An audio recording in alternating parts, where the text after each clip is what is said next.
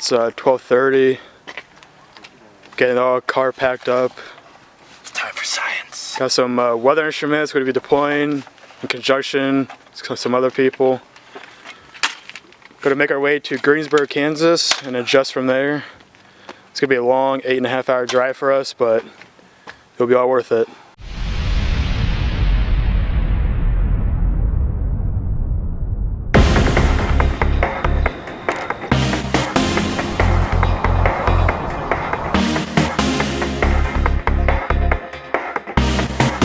Oh, here we go.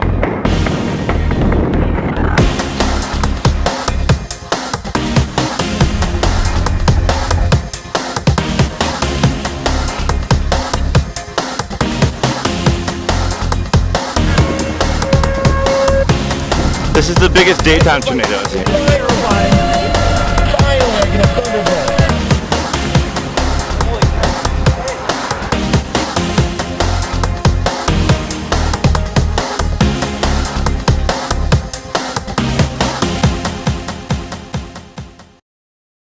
It felt good to be out in the plains again, and Kansas is like my favorite state to chase in, especially western Kansas where it's very flat.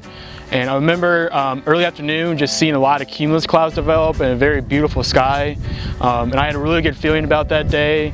So May 9 started, it was just an absolute circus, I think is the best way to describe it. We're at this gas station, we're getting gas just after intercepting that smaller severe storm by Greensburg. And you know, there's a lot of chasers starting to show up, and our cars are pretty recognizable, especially we had a Gene with us too, his car is very recognizable.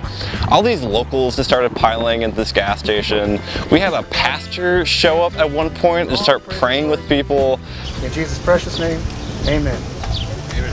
Thank you guys. Thanks. I appreciate the opportunity. I think I need a new laptop at some point. I think it's so old. And I just remember just sitting in that gas station parking lot, and for me, I like to be out in the open country. I like to be able to see the sky all around and see what's going on. So finally I convinced the chasers I was with that we needed to leave this town and get out in the country. Can we please head west? Jake was very annoyed at this point, and not that that's, you know, real difficult to see. He got pretty annoyed at one point, and we leave town. So we finally leave town after he got a request for us to leave, and we get to an open field, and you know, we start flying kites and things, and it was a very interesting start to the chase season.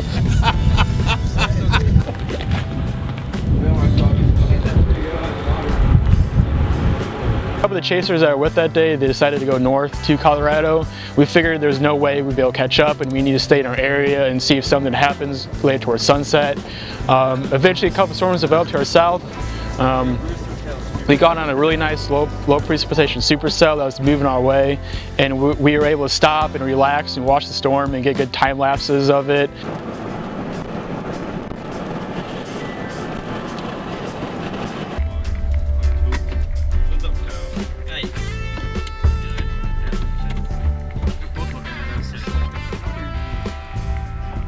Watching, taking some photos of some storms, just like, oh look, cloud.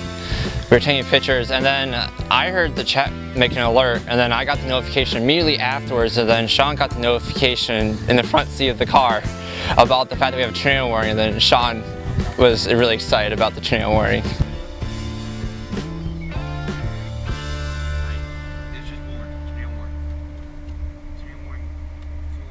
Oh, Jake! Jake! Tornado warning. The other one. The other one. Yeah, go.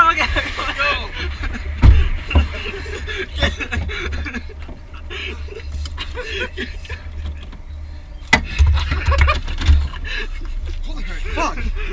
Let's go. Let's go. Holy shit, go. Alright, just go. Driving through the storm, that was interesting because it was pretty much a traffic jam. Driving going 50 miles an hour through this heavy rain and small hail just to get to the front of the storm. But once we got in front of the storm, it was this nice low-hanging wall cloud that we could watch because we were in front of the line. So we leave, we basically punch through that storm and get to the other side of it to get ahead of the storm. And I remember looking to my right when we got ahead of the storm and seeing a nice wall cloud with nice scuds. So I thought maybe this thing would produce a tornado. We basically stopped ahead of a lot of the chasers, and the wall cloud kept coming right toward us.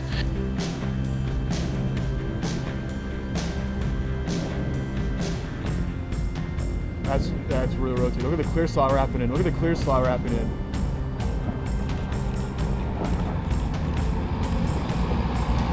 It's about to crack in a second.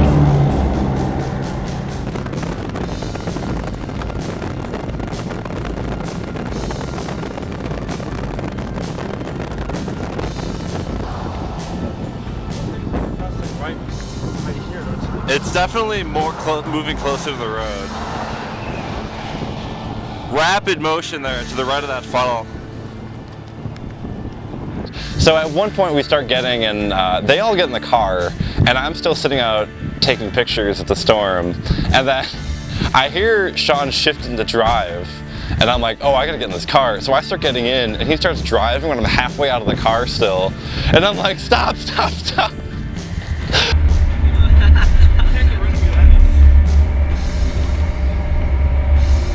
And the wall cloud eventually passed right in front of us, and it was a really interesting structure because it wasn't your classic wall cloud where it was located. It was more of like along like a line, or more of like a shelf, and there was an embedded like wall cloud.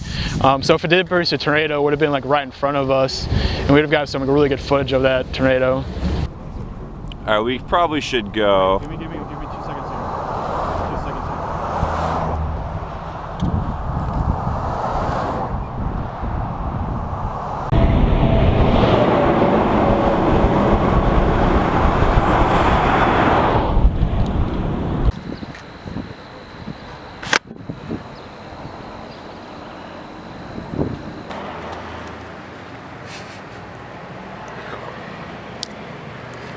So okay, let me start over. Let me start over.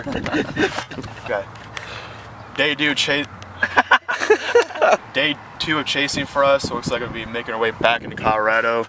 We chased Colorado yesterday, had a couple nice brief tornadoes form, and we're expecting that today again. We're waking up in Guymon, Oklahoma today, which is the Oklahoma Panhandle, way out here, even in the middle of nowhere out here. We're going to be moving west out to Boise City, then back north up to Springfield. I think Springfield's probably a good area to chase because we have north and south options. We have a main east to west road option too, and the high resolution rapid refresh of the HER is a supercell forming right around the Springfield area around 2:30 p.m. this afternoon, tracking slowly eastward across that area. So hopefully that's the case. That way we can stay on this main road right here and stay with the storm without having to take any of the questionable dirt and mud roads. May 24th, I call it the marathon chase. We went through 3 different states. The actual distance that we traveled, probably over like 500, 600 miles, but the displacement that we actually traveled was very little. From where we started that morning to where we ended was not very far at all. Driving from Oklahoma to Colorado is pretty much the most boring drive ever, because there's nobody out driving. There's abandoned homes everywhere, and yeah, it's pretty much flat. You can see 100 miles.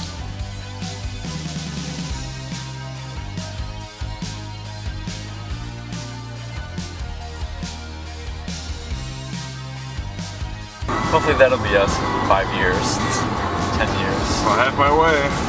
So we met up with Tiv in the doghouse, and Jeff Petrosky was there, and a bunch of Brandon Sullivan and Brett Wright. So we had a bunch of well-known chasers at this gas station. We're all just, looking to the sky and all just talking to the locals, because when you have the Tiv in an open space like that, we're going to attract a lot of people. So Sean Casey was dealing with people, talking to him and stuff like that. But it was a good time just sitting in the gas station, waiting for supercells to develop and have a good time with other chasers.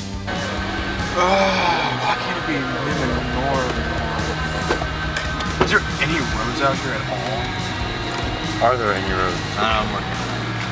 Yeah, we watched some developing storms try to develop down by Campo. We realized those aren't going to really do anything. We saw a new developing supercell north of Springfield, so we went back through town, We went well north of the town and stopped with a couple of our chaser friends that we knew that are from Western Illinois.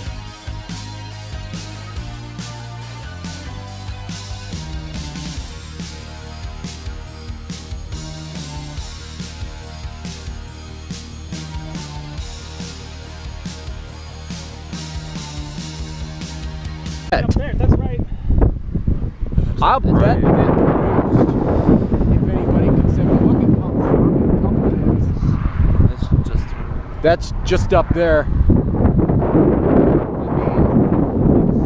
Check out the couplet on radar scope. Beautiful supercell right now in the middle of nowhere, Colorado, actually south of Lamar, Colorado right now. We've been sitting here for quite some time now.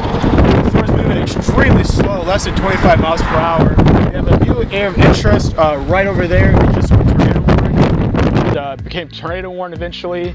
A couple chasers who were like in the core of the storm, they saw a tornado that was rain wrapped. Because of the road network, we had to wait for the storm to pass the main north-south highway we were on and get behind it.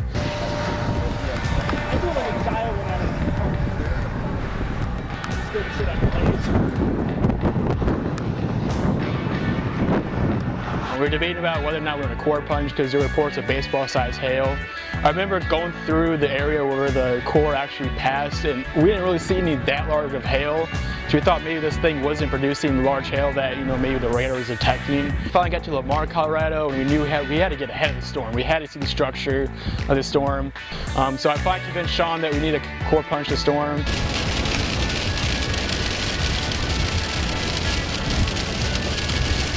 And we get out ahead of it, and it's probably like the most classic supercell structure you see. You see that, the textbook like mothership appearance with the whole storm basically spinning the entire way. Just beautiful structure with the storm.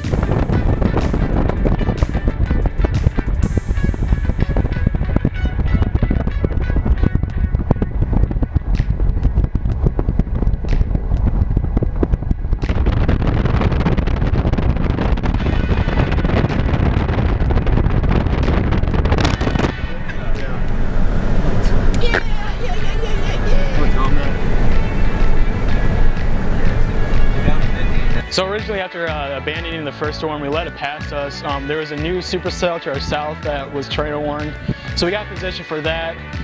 Like I said, my goal for that chasecation and for that year was to get a lot of time lapses of supercells, tornadoes, astrophotography.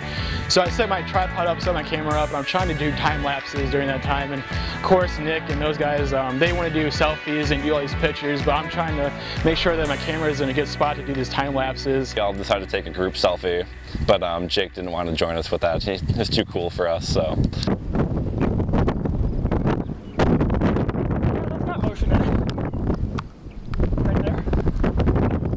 And that's your pretty much your area of interest anyway. No. Yeah, I don't really know if we have the best east option now. Down this road, back down this road. Yeah, I'm gonna get back to the main road.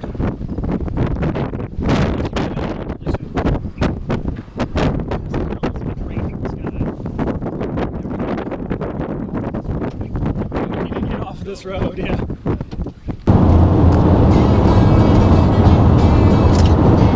Saw more storms starting to fire down Kansas, so we headed that way. And as we're getting there, we're starting to debate how much do we want to do this, because it's getting to be towards night, it's getting darker, we don't know the area as well, so we're starting to wonder things, but we're still going for it.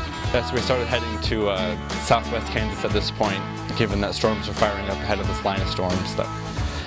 And once we got to around Hugoton, Kansas, kind of noticed a storm that was getting rotation and all by itself, so we knew it was going to be our last chance for the day. And once we got into the storm, it proved to be spectacular. So we started approaching the storms in central Kansas, and it was just the mammatus from this first storm right at sunset. Gorgeous, gorgeous sky. We had like a very large wall cloud with that too.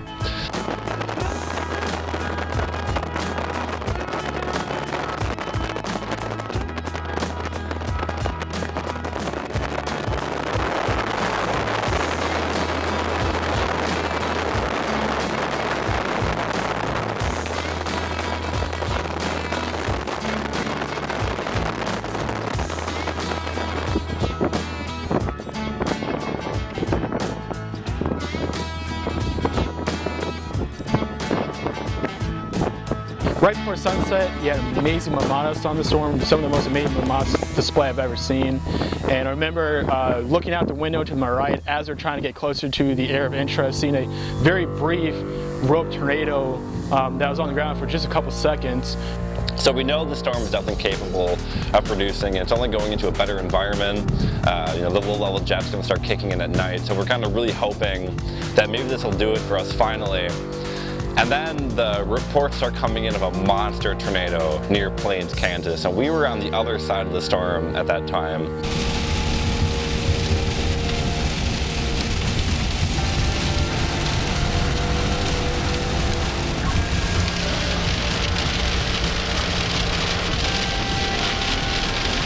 So in order to get ahead of it, we would have to core punch, and it was reports again of baseball-sized hail, and we did not want to lose windows, especially at night. It's really dangerous like that. So basically, we got to we were approaching a road, and I saw one of my friends, Chris Huger. He was driving south on this road, and I'm like, well, it can't be a mud road, otherwise he'll be stuck by now. Okay, I'm stopping. Just no. Keep going up here. It's fine. It's not that big. The road should be like right here. Yeah, this might be a paved road right here. It probably is. Hardcore on this thing.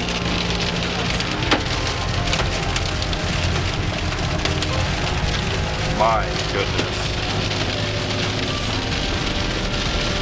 This way we avoid the hail too. Keep going. Is that it? Keep going. That's it. I think that was it. It was big. It was big. We got the plains, we got out of the fog, and I remember stopping and looking to our north and just seeing a huge wedge in the power flashes. But yeah, it's just sort of sitting there, and because it's night, I can't see it right away. People are like, it's there in front of us, so we're trying to find markers where it was. And just seeing that first lightning flash with it was just impressive because it's so wide, it's so big, and it's on the ground. And we all turned back to our left and noticed a huge wedge with horizontal vortices on it, and it's quite impressive. And that was before the fog rolled in. And it's just to complicate things, it's nighttime for one. It's a wedge tornado for two, and we're also dealing with fog. So I mean, it's the worst case scenario for kind of a nighttime tornado. But you know, we were able to see it somehow, and we finally were able to end that marathon chase. Basically, that tornado kept moving further and further away from us. We had to figure out how we wanted to approach it. We went on some random road to try to get ahead of it, to try to get up to it, but there was debris in the road. So we took another highway, and basically during that time the fog started rolling in. It's probably the most bizarre chase scene experience ever. I think any storm chaser has never dealt with this. You had extreme fog at night like that with a supercell. We were probably no more than half a mile away from the circulation and the tornado, and you couldn't see it. The fog was so thick. It was pretty disappointing that, you know, we could have seen this tornado on the ground for well over an hour, but when the fog rolled in, you couldn't see anything. Now we can see the race again.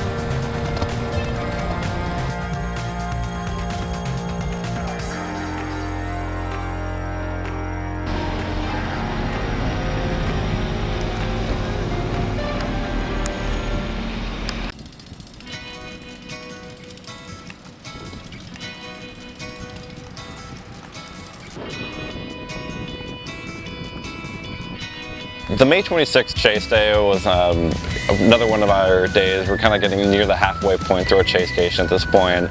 And in order to get to the storm, we were basically in a worse spot for the storm developing. We're dealing with terrible Texas road network as it is.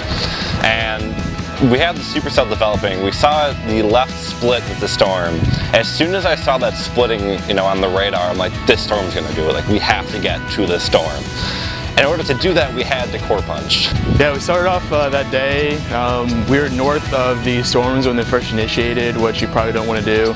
You don't want to drive in from the north side of storms because you're driving through the core and it's harder to see your wall cloud and your area of interest, and you can go through blinding rain and hail and come out on the other side and see a tornado coming right at you.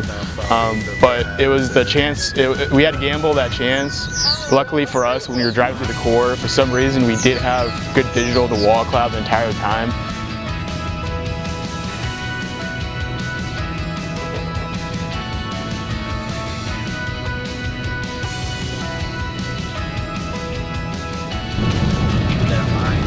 Why is that phone?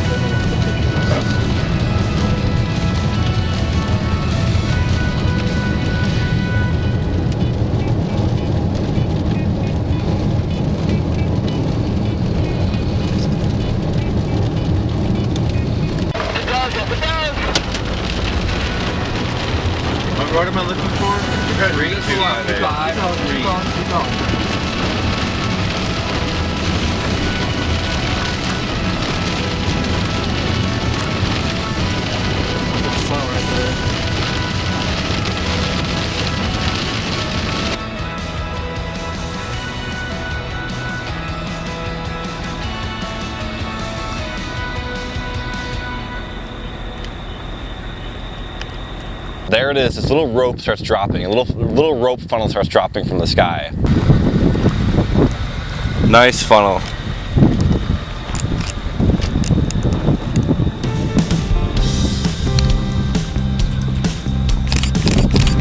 Less than a mile from here, there's a major intersection that will still have a lot of footage. I think that we should move. Did we go? Yeah, we're gonna go. We need to move closer, guys. Yeah, we're gonna go close a little bit more.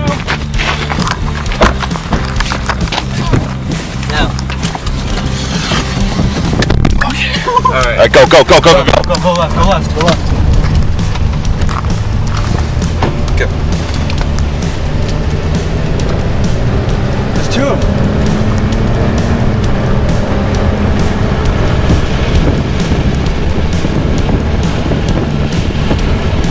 Keep following this road. Yeah, this is Two funnels. Yeah. Just keep following.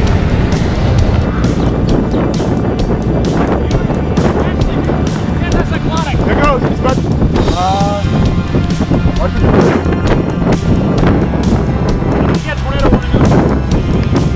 I don't have any data to do anything. You did? Okay. Motion is very strong. Oh, here we go. It's tornado warned.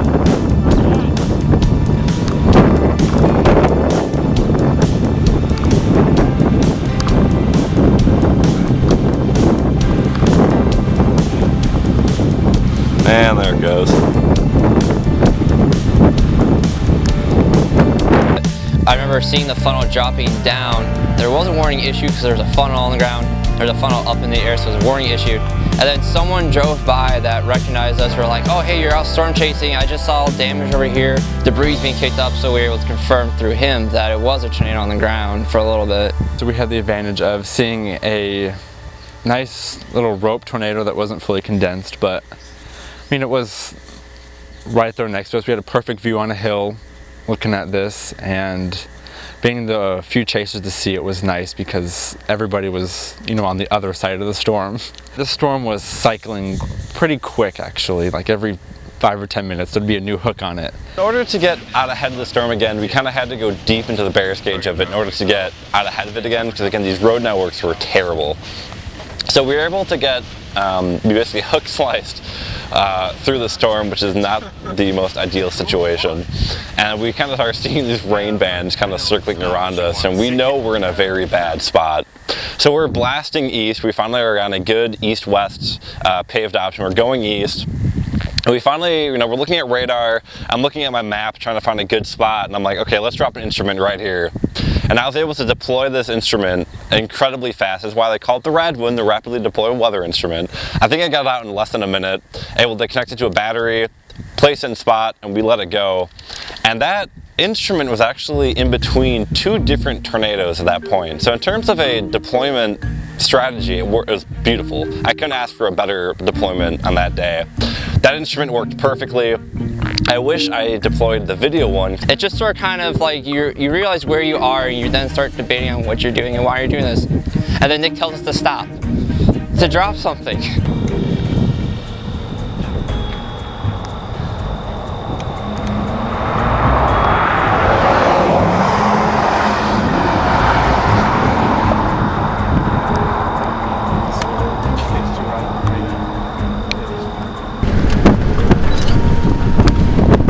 Jesus.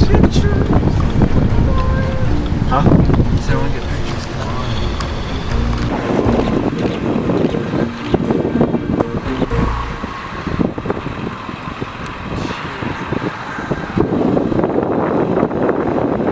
We started out in Wichita Falls. We knew that Eastern Texas Panhandle would be our target for the day. Models are pretty consistent about supercells firing there. Once again, pretty low threat for a tornado, but we knew there was a chance of tornadoes, and if there was going to be tornadoes, it would be pretty photogenic. So we went up to the I-80 there, east of Amarillo, stopped at that gas station and filled up and looked at model trends. And we continued north to a developing supercell up by Canadian, Texas. We entered the city of Canadian, Texas. I don't think we left that town for about 7 hours. This supercell was basically stationary and was just churning up over the same spot for hours. Going up to Canadian, Texas, or going right around it, we came through this tunnel, kind of, or this under this bridge, and we came around the corner, and there was this nice bulkhead with a funnel coming down, and Jake was screaming, "Get around the car, get around the car." People, go around these people right now. Go around these people, go around these people, go around these people. Go around these people. I'm going around the people. Stop.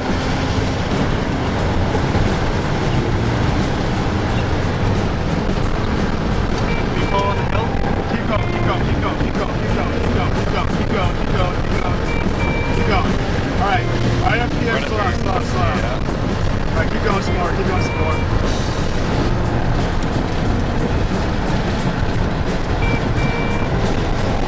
Right here. Stop right here. Stop right here. Stop right here. Stop right here. Perfect shot. Perfect. Wow. That escalated quickly. Something missing in the tornadogenesis that wasn't capable of producing tornado yet. It was a beautiful structure, very classic supercell structure with constant funnel clouds with this storm.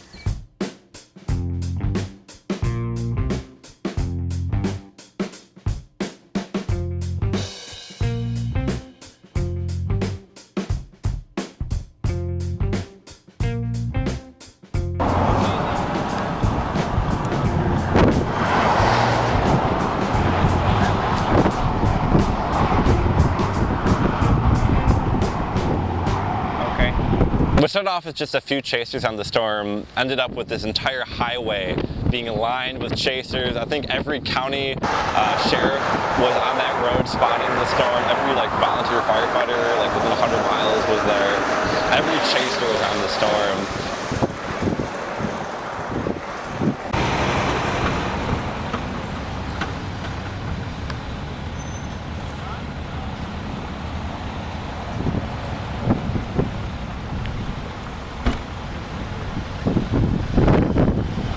When we get up close to it, it starts looking outflow. It looks like it's starting to lose some of its structure. So we start kind of leaving the storm. We're debating targeting storms that are a little bit further south. After being on the storm for a few hours, the storm didn't really produce a tornado, so we kind of were losing hope in it because we thought it was going outflow dominant. So we thought about leaving the storm, and we got 2 miles, 3 miles outside of town and decided, well, we might as well just stick with it. It's our only viable option. And then we finally take one last look at it. It looks like it's starting to kind of maybe get its act together again. So we decided to take a second chance on it, and I am so happy we did. If we left that storm, we would have been drinking heavily that night. We got just north Canadian, Texas. We stopped on this road. I remember just looking out the window, just rolling down the window, looking out and seeing a funnel cloud descending. I was like, this thing's about to do it right in front of us. There.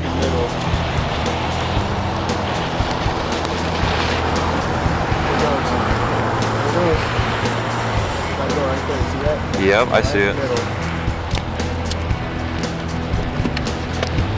So close. One down, tornado. Definitely tornado. Big tornado. There we go, baby. There we go. Tornado on the ground. Cone tornado on the ground, baby. Woo! Yes. Oh my gosh. Okay.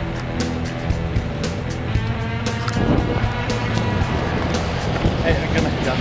Okay, go for it.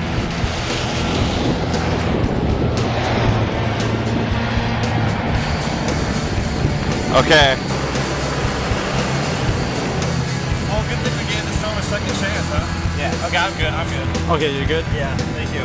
No problem. This is the biggest daytime tornado I've seen.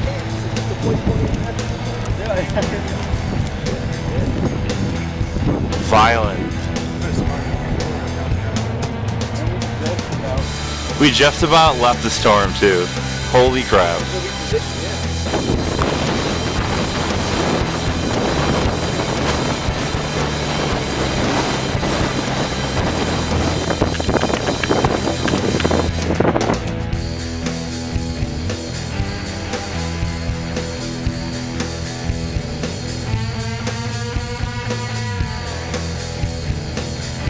Damn!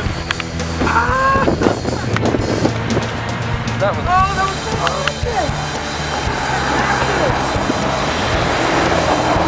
Blaze? What do you think? What do you think? Connor, get a picture of all of us.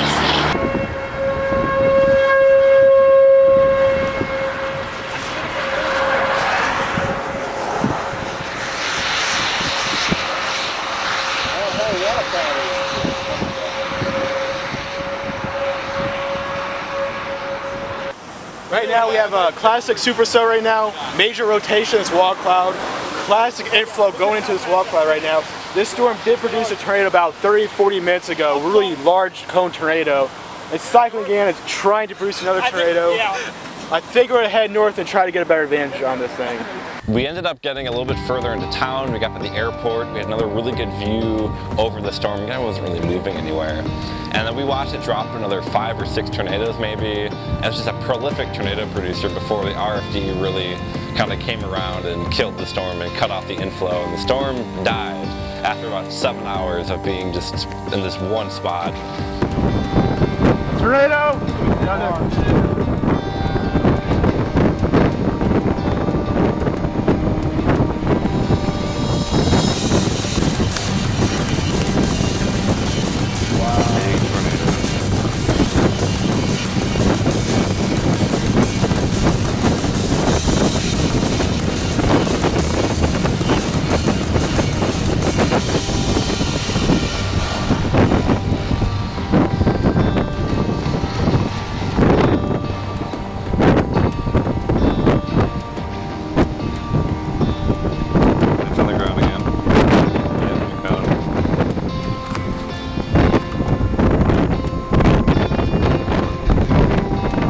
Drop a right one.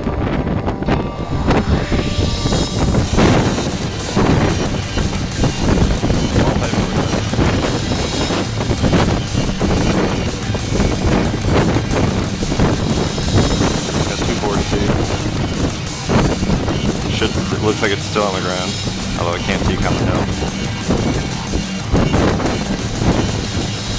You had basically the entire town of Canadian Texas was out watching. They were, breaking out their, opening up beers, probably breaking out their lawn chairs. The kids were all having a good time playing with bubbles or something.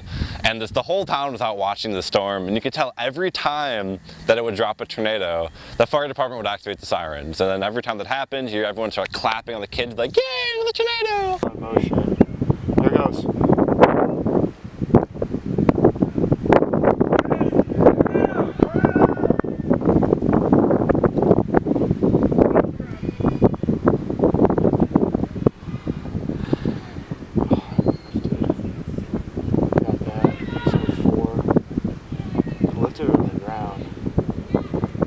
It might still be on the ground. Some see it condense on the ground. Oh, it's on the ground. Yeah, definitely on the ground. Nick, we need to go north and drop.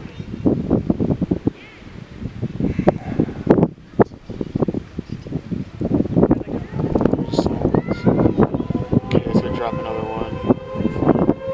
Oh, that's creepy. So that's number 4. Apparently, I don't know if you saw it, there's a 5th one. Elephant trunk over here. So Jake, would you like to give us a tour of our arrangements for the night? For just slightly over $100, I paid for all of this. Nice little seating area. What's this? Oh, bathroom. That's really standard, unfortunately. Standard bathroom. You're just like Big desk, we got some chairs, and we face south to some storms that are developing just our south, so if it starts hailing, well, we watched Sean's car get destroyed by hail. And we got a big room in here. I don't even know the light switch is for this. Oh my god, this bed is massive. But we got this huge, king size bed, so Nick and I want to hit each other when we're sleeping and, push each other off the bed. That's nice. Ah, yeah. This is hot. This is like President's Humanity right on our table. In our living room. So the New Mexico Day was probably one of my favorite besides the Canadian Day because it was so relaxing. we weren't really expecting too much that day anyway. New Mexico is another state I've never really visited yet. I've been to Arizona, but not New Mexico, so I was pretty happy that we would be able to chase in New Mexico and count that off the list of states I've been to. And I remember when I uploaded a photo to my Facebook that we're chasing in New Mexico, I had one of my friends and I saying that's a pretty crappy state. And shortly after, we got to this gas station where there's a lot of cops on scene, where there was a hit and run. Some older guy got hit by somebody, so we were pretty anxious to get out of that town and drive west and develop some supercells.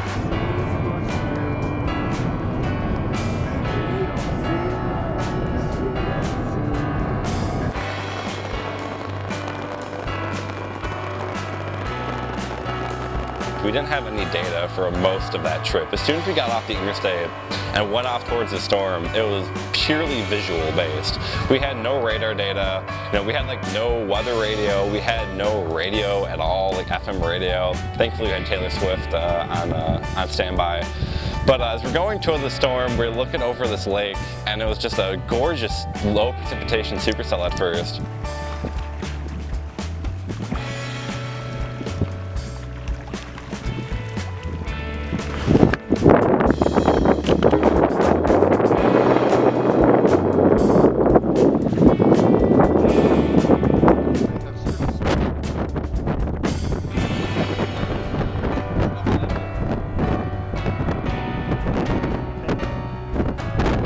We basically drove to a lake and we watched the slow-moving pre-LP supercell move right at us.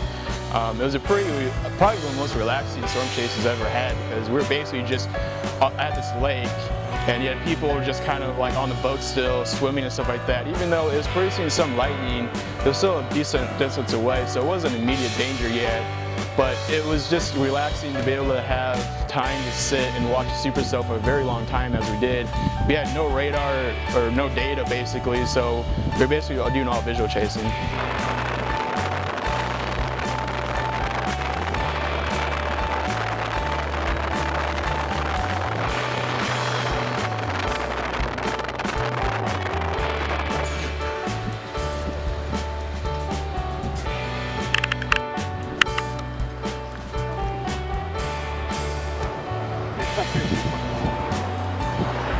Yeah, so the storm chase occasion ending in New Mexico was nice, because we didn't end on a bad note, or we didn't end on a good note, I guess. So it was kind of just like we're ready to go back home and stuff. Even though it was a long drive back, it was worth it to go to New Mexico and see be in the mountains and see the storms and stuff. It was different. It was just a very interesting way to end our marathon of a chase occasion. Textbook. It's the hype train! Nothing stops this train! It's actually slowing down. Easily in 5. Oh god! Is this hype train just derailed? July 16th was kind of one of those days that kind of it's local, you might as well go after it. It didn't really look, that great to start the day. And I remember sitting at home in Macomb, Illinois, and I was watching model trends and everything. I'm like, I think this is going to be a sleeper day. So I started talking with one of my friends who works at a local television station, KHQA, and started talking to him like, do you think that today could do something? And he's like, I'm looking at it because a lot of the shear values really started spiking. And then the Storm Prediction Center issued a severe thunderstorm watch. And I was on the storm in northeastern Missouri. I got a few funnels here and there. It was gorgeous structure. I mean, don't get me wrong, it was an absolutely beautiful storm.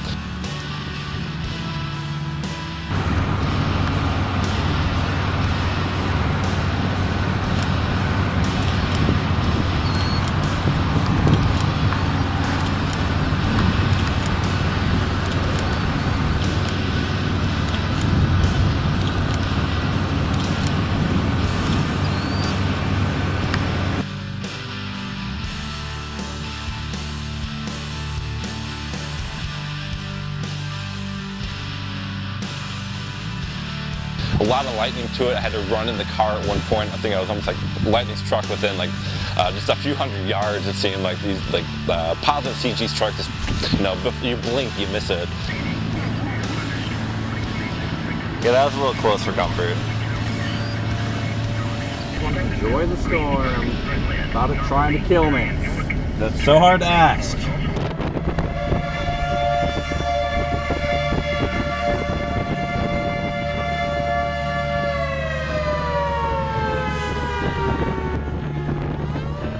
We get back in the car and we're out ahead of the storm, and then I get a text message about a large tornado on the ground in west central Illinois. I knew I was going to chase. I didn't know who I was going to chase with, so I asked my parents actually to chase with me, but they couldn't because they had work. So my brother and I decided to go out and chase, and we actually got to have a home-cooked meal at 6 o'clock that night and relax, and then I was like, oh, let's just go chase these storms that are on the warm front.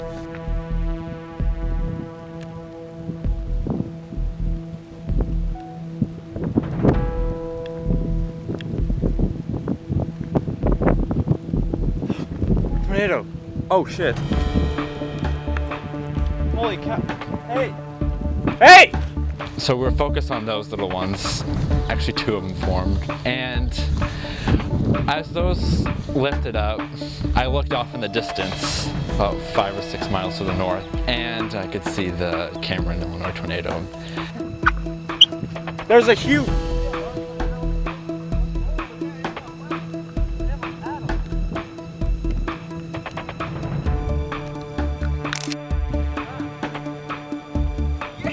Oh my god, this is beautiful.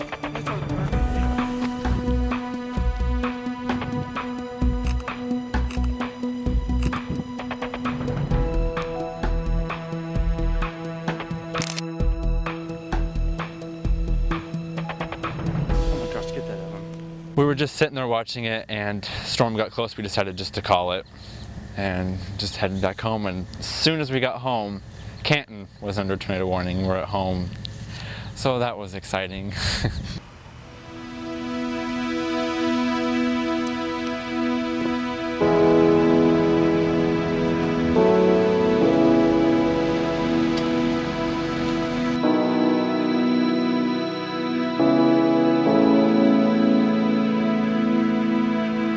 That night, I transitioned from a storm chaser into my media role. So I get into the town of Cameron, I start seeing the damage firsthand, and it's kind of one of those, numbing moments where it's like, yes, I love seeing tornadoes, I love seeing severe weather, but it's really unfortunate what it can produce, and unfortunately it produced a lot of damage in Cameron. A lot of the town was destroyed.